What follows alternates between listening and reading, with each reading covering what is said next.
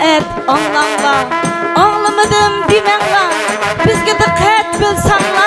Kelin keldi yar yar, ushbu nikah to'yida, patniti uyida, isil xislat bo'yida. Kelin keldi yar yar, farzand uchun o't yurak, ota ona yar yulak, jimi elde ah tilak. Kelin keldi yar yar, to'yingladi yar yarni, o'zim aytay yar yar.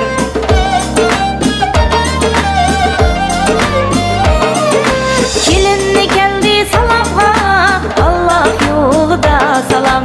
Keldi kelin salamga, nikah to'yida salam. Yar yar yar yar, nikah to'yida salam.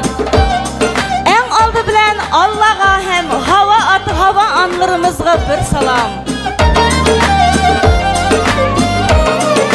Kelinni keldi salamga, sahiplerge salam. Çariyeler yolida, peygamberlerge salam. Yar yar yar yar, peygamberlerge salam. Çariyelerimizge, peygamberlerimizge bir salam.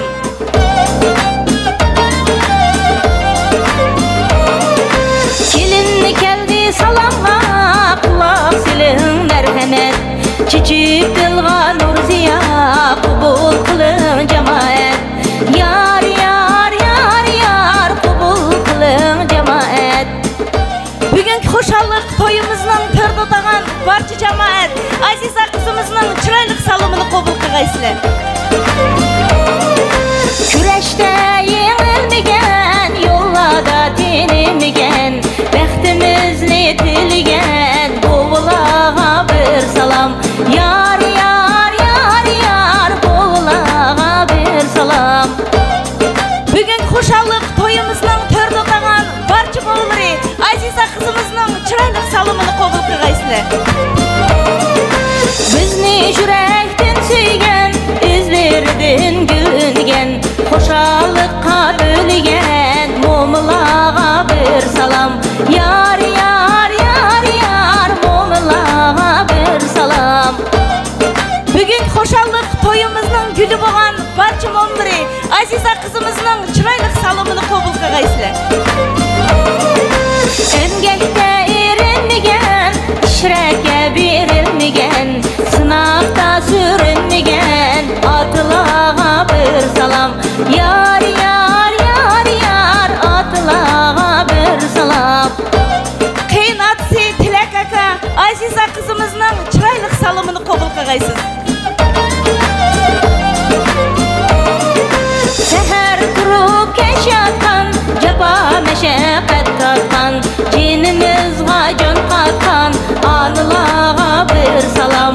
Yar yar yar yar, anılağa bir salam. Kıyın anısı Maya hede, Aziza kızımızın çıraylık salımını kubul kıgaysız. Aka uka çok küçük, hedesini köpçülük, başını eğip şunçilik, hemmanlağa bir salam. Başını eğip şunçilik, hemmanlağa bir salam. Yar yar yar yar, hemmanlağa bir salam. Bugün hoşallık toyumuzun törde otağan barcha çoğap çoğ dadları, kiçik ap kiçik dadları, uruk tukan kon kerindaş kolum koşulla, Aziza kızımızın çıraylık salımını kubul kıgaysılar. Ay yaxşılar çoğaklasada mısın kerindaşlar? 2 yaşının köngli şatlık toldu, şunun bilen salımım tamam boldu.